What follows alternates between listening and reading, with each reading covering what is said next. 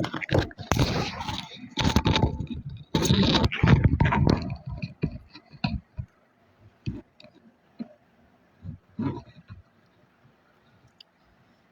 আলাইকুম রহমতুল্লাহ বারাকাত। বন্ধুগণ, এই ক্রান্তিকালীন সময়ে আমি জাতির জনক বঙ্গবন্ধু আইনজীবী পরিষদের একজন সদস্য, বাংলাদেশ সুপ্রিম কোর্টের একজন নিয়মিত আইনজীবী। বিশেষ করে বর্তমান সরকারের উদ্দেশ্যে আমি এটি বলতে চাই যে আপনি 49 বছর পরে আপনাকে যখন বলা হইল যে আপনার জীবন, আপনার এখন প্রথম চ্যালেঞ্জ কোনটা, আপনি বললেন একতা। ইনক্লুসিভ রাজনীতি, দ্যাট মিনস ইনক্লুসিভ পলিটিক্স, তাই না? সবাই আপনাকে সমর্থন করবে, একতা। এটা তো 49 বছর আগে জাতির জনক বঙ্গবন্ধু আপনার এইভাবে বাকশাল গঠন করে বলেছিল যে আমরা স্বাধীন হয়েছি, এখন আমরা সবাই মিলে দেশের করি। এটা 49 বছর আগে তিনি বলেছিলেন, যেটাকে আপনারা বিভিন্নভাবে কালার দিয়ে বাকশাল অ্যাগ্রিগেশন ব্যবস্থা ইত্যাদি করে কালার দিয়ে তাকে অবমান করার চেষ্টা করেছেন। আর 49 বছর পরে, 75-এর পরে 50 বছর হয়ে গেল, এখন আপনারা বলেন ইনক্লুসিভ পলিটিক্স, মানে একত্রে, একতাই বল, সবাই মিলে একসাথে আপনার সাথে থাকবে, তাই না?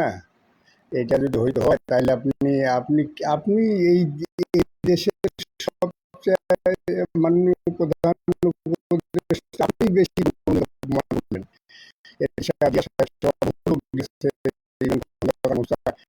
কিন্তু যে অপমানটা আপনি করলেন, আপনি আদালতের স্বীকৃত আপনার মর্যাদা পালন হবে। 32 নাম্বার কেউ যাইতে পারলো, আর এই 32 নাম্বারের বাকি ইতিহাস আজকে জ্বালাই পাওয়া হইল, তাই না?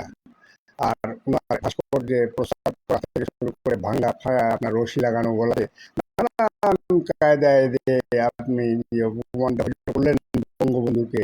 আপনি কিন্তু এই বঙ্গবন্ধু বাংলাদেশের কোটিখানেক নারীকে ব্যবহার করেই আজকে আপনি এই নোবেল বিজয়ী বা এই ডক্টর ইউনুস হয়েছেন।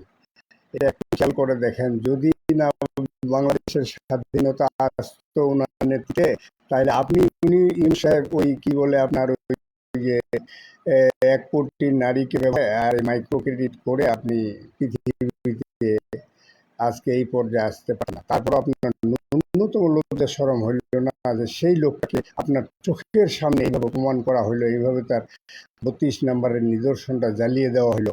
দেশে সেনাবাহিনী আছে, আইন শৃঙ্খলা বাহিনী আছে, কেউ পাশে দাঁড়াইলো না।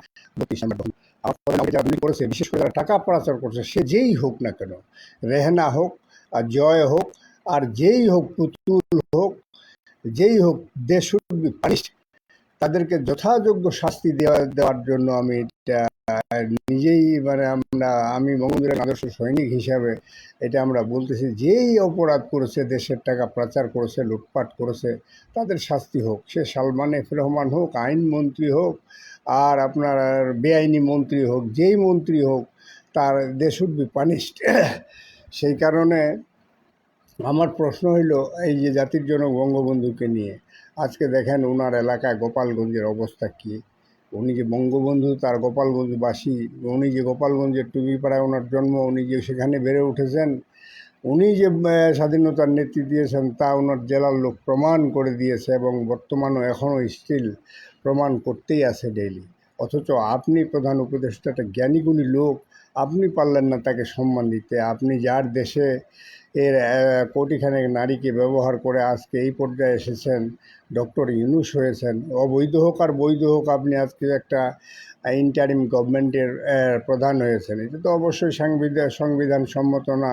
আমাদের সংবিধান ইন্টারিম বা কেয়ারটেকার গভর্নমেন্টের কোনো বিধান নেই। আগে তো বিধানটা করতে হবে, অর্ডিন্যান্স দিয়ে হোক, অন্য কোনোভাবে হোক, না করে আপনি তাড়াহুড়া করে শপথ গ্রহণ করলেন। অথচ আপনি এ পর্যন্ত 32 নাম্বার বা 32 নাম্বার একবার ভিজিটও গেলেন না, যেখানে একজন রিক্সাওয়ালা কীভাবে 32 নাম্বারের সামনে বক্তব্য দিয়ে বলছে যে কই ডক্টর ইউনূস সাহেব তো এখনও এটা ভিজিট করলো না, neither you visit 32 number, neither you visit Tungipara.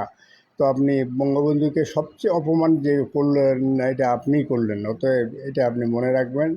প্রত্যেক ক্রিয়ার একটি আপনার প্রত্যেক ক্রিয়ার একটি প্রতিক্রিয়া আছে, সমান বিপরীত প্রতিক্রিয়া প্রত্যেক ক্রিয়ারও একটি সমান ও বিপরীত প্রতিক্রিয়া আছে। Every action has an opposite and equal reaction.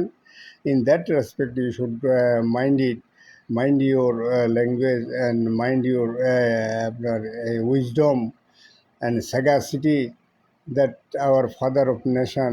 আপনার চোখের সামনে কিভাবে লজ্জিত হইল। আজকে বাংলাদেশের ছাত্ররা কোন পর্যায়ে চলে গেছে, তো আর লেখাপড়া থাকবে না।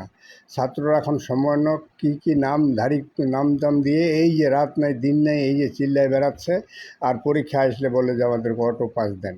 এটাই তো হবে, তাই না? কারণ তার পড়ালেখার বাইরে তো চলে গেছে। তার রাস্তাঘাটে তারা এখন অল্প বয়সে যখন ক্ষমতার স্বাদ বুঝে ফেলছে, আপনার ওসি সাহেবকে ধমক দিতে পারে, বড় অফিসারকে ধমক দিতে পারে, তারা এখন এই করে বেড়াচ্ছে। তাদের লেখাপড়া নাই, কোনো কিছু নাই। এই হলো দেশের অবস্থা। এটি আপনি কোনোভাবেই করতে পারেন না। আপনি একতা, কিসের একতা চান আপনি? আপনার জামাত শিবির থেকে শুরু করে বিএনপি, জাতীয় পার্টি সবাই আপনার সাথে সম্মিলিত একতাবদ্ধ হবে, এটা নাকি যে ইনক্লুসিভ পলিটিক্স? এটা তো 49 বছর আগে বঙ্গবন্ধু এই প্রিন্সিপলে গিয়ে সেটাকে একদলীয় শাসন ব্যবস্থা বিভিন্ন কিছু বলে সেটাকে নানাভাবে আপনারা কলুষিত করেছেন।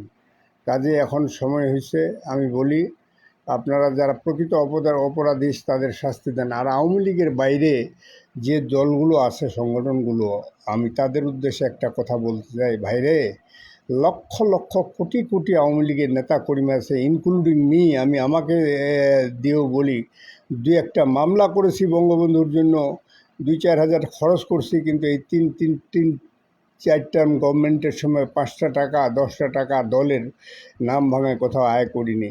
সিমিলারলি বাংলাদেশে 2-4 কোটি এরকম নেতা কর্মী আছে সরল, যাদের ইন্টারনেট কেনার পয়সাটা পর্যন্ত নাই, মানুষের কাছে পয়সা নিয়ে বা কি বিভিন্নভাবে এমবি নিয়ে আবার আওয়ামী লীগের মাননীয় প্রধানমন্ত্রীর উন্নয়নের প্রচার চালায়। কাজেই এই লোকগুলি কি দেশে আছেই এখনও? এদের ভিতর কেউ পালায়নি, পালাবার প্রশ্নও উঠে না। এই লোকগুলো যেদিন আপনার গর্জে উঠবে সেদিন কিন্তু আপনারা কেউ কুল পাবেন না, কোনো সমন্বয়, কোনো কিছুই আপনারা তাল পাবেন না। কারণ এই নিবেদিত প্রাণ সারা দেশে ভরা রয়েছে। আজকে দেখেন এই যে মেট্রো রেল লক্ষ লক্ষ লোক যাচ্ছে, এগুলিতে এত কষ্ট করে আপ ডাউন করেও যেন ওনারা মাননীয় প্রধানমন্ত্রী শেখ হাসিনার প্রতি খুবই দুর্বল হয়ে পড়েছে এই মেট্রো রেলটার জন্য। এটা তার পলিসি, এটা খোদ তার মাথার পলিসি। আমরা মূল্যায়ন করি এবং অন্যান্য যে প্রজেক্টগুলি আছে মেট্রো, এই আপনার 1, 2, 3, 4, 5 এগুলো প্রজেক্টগুলো যেন যথাসময়ে হয় সেদিকটা খেয়াল রাখি। আর মনে রাখবেন, আওয়ামী লীগের নেতা কর্মী, নিরীহ কর্মী, যারা 10 টাকার যাদের শরীরে গন্ধ লাগেনি ক্ষমতার কাজে, সেই সমস্ত লোকের উপর অত্যাচার অবিচার করবেন না।